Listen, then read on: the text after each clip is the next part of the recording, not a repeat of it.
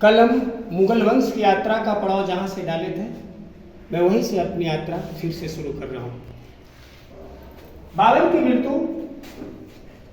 1530 में हो जाती है। मुगल वंश का एक ऐसा शासक जिसको 2 बार दफन किया गया है, तो याद रखना कि वह शासक कौन था? बाबर था। बाबर को 2 बार दफन किया गया है। पहला बार दफन किया गया है आगरा के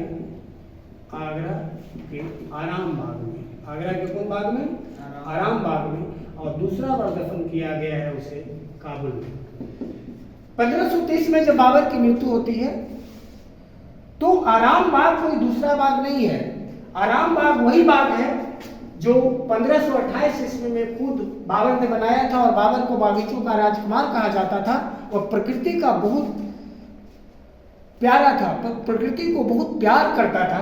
तो 1528 में चमन-ए-बहार नामक एक बाग बनाया था। उसी बाग का नाम कौन बाग रखा गया था? आराम बाग। तो बाबर की मृत्यु के बाद उसको पहली बार दफन किया जाता है आगरा के आराम बाग में, और दूसरी बार दफन किया जाता है काबुल में। बाबर क्यों 2 बार दफन किया गया बाबर को? मुगल वंश का एक ऐसा शासक जिसको 2 बार दफनाया गया, वह शासक कौन है? बाबर। इसलिए कि बाबर की एक पुत्री थी जिसका नाम था गुलबदन बेगम। बाबर ने इच्छा व्यक्त की थी कि मेरा जो शरीर है, इस शरीर को काबुल की मिट्टी में जाकर मिला देना। तो जल्दीबाजी में बाबर को तो आराम बाग में दफन जरूर कर दिया गया। आराम बाग में भी मकबरा है, लेकिन 13 साल के बाद गुलबदन बेगम के कहने पर हुमायूं ने 13 वर्षों के बाद जाकर पुनः उसके लाश को दफन कहाँ किया जाता है? काबुल में किया जाता है। ठीक है, देखो एक बहुत ही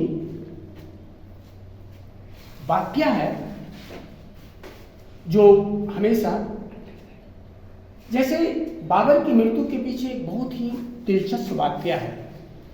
कहा जाता है कि एक बार हुमायूं बीमार पड़ा और बीमारी के दौरान उसका इलाज काफी दिनों तक होता रहा। सारे दवा, सारे वैद्य, सारी दुआएं जब नाकाम हो गई तो उस समय एक सूफी संत था, एक फकीर था जिसका नाम था अब्बू कका। इस बात की चर्चा तारीख आगरा नामक पुस्तक में की गई है। तारीख आगरा नामक पुस्तक में की गई है। तो जब वो ठीक नहीं हो रहा था तो उस फकीर ने बाबर से कहा कि अगर तुम अपनी सबसे प्यारी चीज दे दो तो तुम्हारे बेटे की जान बच सकती है। तुम्हें अपने बेटे की जान बचाने के लिए अपनी जिंदगी देनी पड़ेगी। तो बाबर ने, कहा जाता है कि जिस खाट पर हुमायूं बीमार पड़ा था उस खाट का 25 चक्कर लगाता है और खुदा से यह इबादत करता है कि ऐ खुदा मेरी जिंदगी ले ले, लेकिन मेरे बेटे की जिंदगी बख्श दे। और कहा जाता है कि इसके ठीक 25 दिन बाद बाबर की मृत्यु हो जाती है। और उसके बाद 1930 के बाद 1955 में हुमायूं की भी मृत्यु हो जाती है, 56 में, 25 वर्षों के बाद। तो ऐसा कहा जाता है कि हुमायूं की जो जिंदगी थी वो बाबर की जिंदगी का उधार की देन थी। कन्फर्म हो गया है? हुमायूं जब शासक बना तो हुमायूं के सामने 2 मुख्य प्रतिद्वंदी थे, 2 प्रमुख समस्या था हुमायूं का।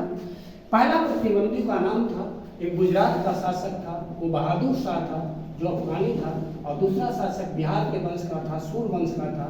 दूसरे शासक का नाम कौन था? शेरशाह। हुमायूं के 2 मुख्य प्रतिद्वंदी थे।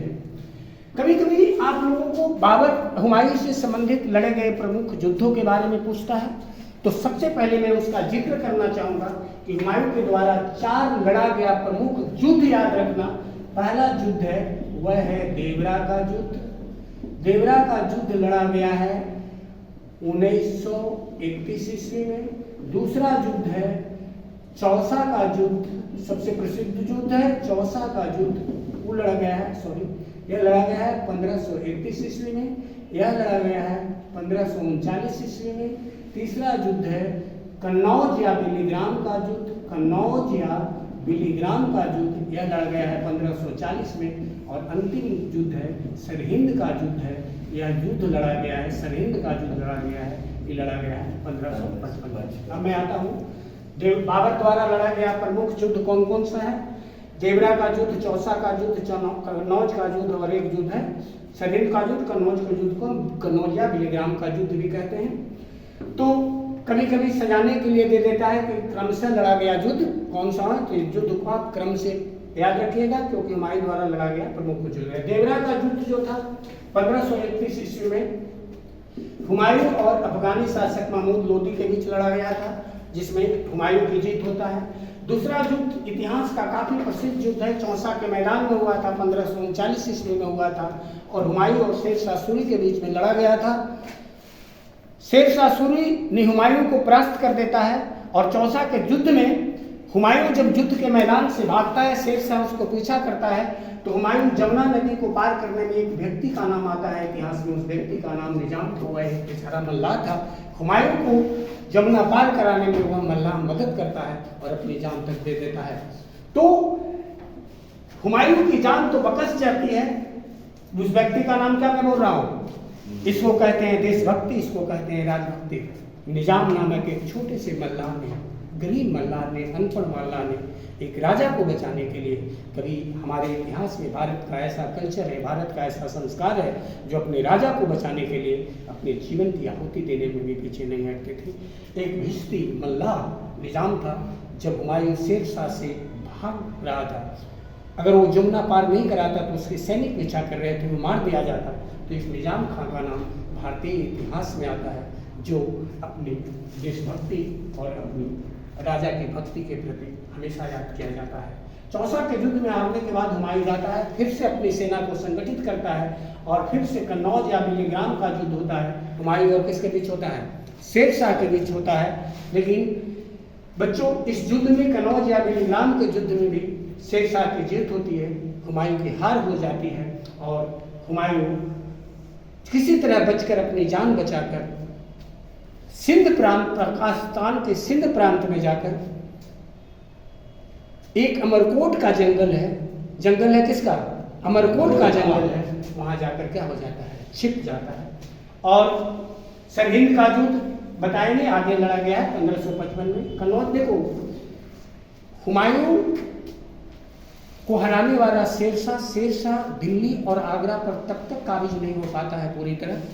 चौसा का मैदान कोई कभी मत मारना कि चौसा के मैदान के बाद आगरा और दिल्ली फतह कर दी गई थी शेरशाह, जबकि निर्णायक युद्ध जो था वह चौसा का युद्ध नहीं था, वह कन्नौज और कहाँ का युद्ध था, बिलीग्राम का युद्ध था, जिस युद्ध के बाद हुमायूं की गद्दी छीन जाती है और शेरशाह आगरा और दिल्ली की सत्ता पर काबिज हो जाता है। और वह शेरशाह पहले था, इसी दिल्ली की गद्दी पर बैठने के दौरान उसने शेरशाह की उपाधि के साथ भारत की सल्तनत को संभालता है, दिल्ली और आगरा की सत्ता को संभालता है। क्योंकि अभी हम हुमायूं की चर्चा कर रहे हैं, मुगल वंश की यात्रा कर रहे हैं, तो शेरशाह की चर्चा मैं बाद में करूंगा। इसके अलावा बच्चों, जो युद्ध और लड़ा है, एक युद्ध है चुनार का किला, चुनार का किला है, ठीक है। चुनार का किला शेरशाह के कभी कब्जे में था। यह 1532 ईस्वी में बहुत छोटा सा एक हिस्सा आता है। चुनार का गढ़ है, एक किला है, हुमायूं ने इस किले को घेरा था। शेरशाह आत्मसमर्पण कर देता है और चुनार के किले पर किसका अधिकार हो जाता है। बहुत छोटा युद्ध है, तो इतिहास में ज्यादा चर्चा नहीं होता है। एक किसका युद्ध है, चुनार का किला, जो हुमायूं द्वारा लिया गया, तो ये चुनार के युद्ध के नाम से आता है। इसी अनुसार एक और याद रखिएगा जिसका नाम है रायसेन का किला। तो चुनार और रायसेन के किले में 1532 ईस्वी में हुमायूं ने शेरशाह से छीन कर अपने अधिकार में कर लिया था। तो दो छोटा चीज होता है, चुनार रायसेन का युद्ध होता है। अब मैं चलता हूँ, एक और बात क्या आता है कि उस समय गुजरात का शासक बहादुर शाह था। तो गुजरात का शासक बहादुर शाह था, तो इतिहास का एक बहुत ही महत्वपूर्ण प्रसंग बनाने जा रहा हूँ, क्योंकि अभी राखी का त्योहार आने वाला है। तो चित्तौड़ की रानी थी कर्णावती, राजपूत रानी थी, हिंदू रानी थी। तो कर्णावती पर बहादुर शाह चढ़ाई कर देता है। कर्णावती का पति नहीं रहता, वो विधवा रहती है, उसका एक छोटा सा बच्चा रहता है। तो कर्णावती हुमायूं के पास एक धागा भेजती है जो राखी का प्रतीक है, और हुमायूं को अपने भाई मानते हुए हुमायूं से यह निवेदन करती है कि मेरा जान संकट में है, मुझे आके बचा लो। और कहा जाता है कि हुमायूं उसी समय एक हिंदू रानी की, हिंदू माँ की लाज बचाने के लिए चल पड़ता है, लेकिन दुर्भाग्य समझिए कि हुमायूं के पहुंचने के पहले ही कर्णावती जौहर कर लेती है, यानी आग में कूद कर अपना प्राण। इस प्रथा को हम लोग जौहर व्रत करते हैं, कहते हैं। राजपूत रानियां करती थी, किसी दुश्मन को अपने अस्मत को छूने नहीं देती थी। भारत का यह भी कल्चर रहा है कि हमारे लिए इज्जत सबसे क्या रहा है, महत्वपूर्ण रहा है।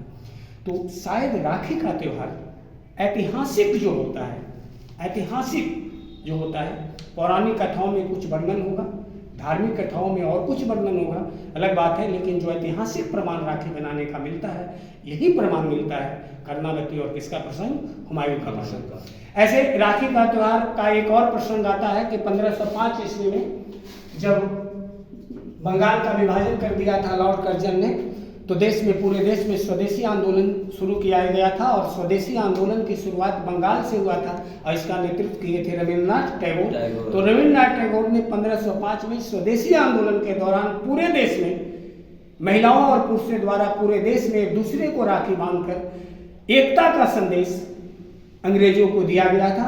तो एक यह भी ऐतिहासिक प्रमाण मिलता है कि स्वदेशी आंदोलन के दौरान पूरे भारतवर्ष में किसका त्यौहार मनाया गया था, राखी का त्यौहार। बहरहाल मैं आता हूँ इस पर, हुमायूं पर आता हूँ। तो हुमायूं के लड़े गए युद्ध का मैं वर्णन कर चुका हूँ। किसी भी चीज को देखिए, आप अगर वीडियो में देखिएगा, पढ़िएगा तो 10% आता है। विज्ञान का तथ्य है, विज्ञान का सच है कि अगर आप किसी चीज़ को देखते हैं तो मात्र 10% याद होगा। इसीलिए एक नोट्स बनाइएगा और जो मैं बताता हूँ उन नोट्स पर अपना लिख कर अगर याद करते हैं तो आपको 40% होता है। यह विज्ञान का तथ्य है, विज्ञान का सच है। किसी चीज़ को देखने से कम याद होता है, लिखने से क्या याद होता है, ज़्यादा। ये सब ध्यान रखेंगे।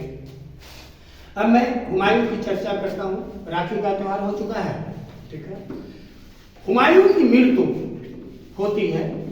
हुमायूं एक बार फिर, अब बीच का प्रसंग लाता हूं। हुमायूं जब अमरकोट के जंगलों में छिपा था, कब भागा था?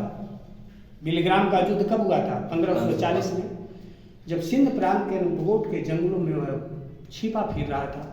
तो 1541 ईस्वी में एक सूफी फकीर जिसका नाम मीर अली था या मीर अली अकबर था, उसकी बेटी का नाम था हमीदा बानो। हुमायूं हमीदा बानो से विवाह कर लेता है, उससे निकाह करता है और 1542 ईस्वी में उसी हमीदा बानो से अकबर का जन्म होता है। तो अकबर का जन्म कहाँ होता है? जंगल में। और उसी अमरकोट में एक राजा, राजपूत राजा था जिसका नाम था बिरसाल, उसी के महलों में अकबर का जन्म होता है। और राजपूत माँ का दूध अकबर ने पिया था। अकबर का पालन पोषण हिंदू माँ ने किया था। वो राजा बिरसाल के कौन थे? पत्नी थे। तो जब अकबर का जन्म हुआ था तो अकबर के वक्त हुमायूं का जीवन वह भागा फिर रहा था, रोटी का मोहताज था। जब अकबर का जन्म हुआ था तो हुमायूं ने अकबर की खुशियां मनाते वक्त यह कहा था, उसने कस्तूरी बांटी थी और कस्तूरी बांटते हुए यह कहा था कि ऐ खुदा, मेरे पास देने के लिए तो कुछ भी नहीं है, लेकिन मैं कस्तूरी बांट रहा हूँ और जिस तरह कस्तूरी का गंध पूरी दुनिया में फैलता है उसी तरह मेरे बेटे का भी गंध चारों ओर पूरी दुनिया में फैले, मेरे बेटे का नाम सारी दुनिया में फैले। और आप जानते हैं कि हुआ भी है। और अकबर को शायद ही कोई व्यक्ति होगा जो अकबर को नहीं जानता होगा। और उसके बाद 1555 ईस्वी में एक वाकया होता है। शेर शाह का एक कालिंजर का घेरा है जहाँ बम में विस्फोट होने के कारण शेर शाह की क्या हो जाती है? मृत्यु हो जाती है। देखो बच्चों, अगर कालिंजर के घेरे में शेर शाह की मृत्यु नहीं होती तो आज जो मैं भारत का इतिहास पढ़ा रहा हूँ या भारत का इतिहास जो पढ़ाऊंगा, शायद भारत का वह इतिहास नहीं होता। क्योंकि शेर शाह ने कहाँ पर काबिज कर लिया था, वह शायद वो इतिहास नहीं पढ़ाया जाता। लेकिन एक दुर्भाग्य को या इत्तेफाक को वह कालिंजर के घेरे में शेर शाह की जब मृत्यु हो जाती है, विस्फोट से, बारूदी विस्फोट से हो जाती है, तो हुमायूं फिर 1555 में आता है। और 1555 में उस समय सिकंदर सूरी एक अफगानी शासक था, शेरशाह का पोता था, उसको हराकर सरहिंद का युद्ध माना जाता है। चौथा दुश्मन में गुलाम कितना कौन जो सरहिंद, उस युद्ध के साथ हुमायूं दिल्ली की सत्ता पर पुनः काबिज हो जाता है।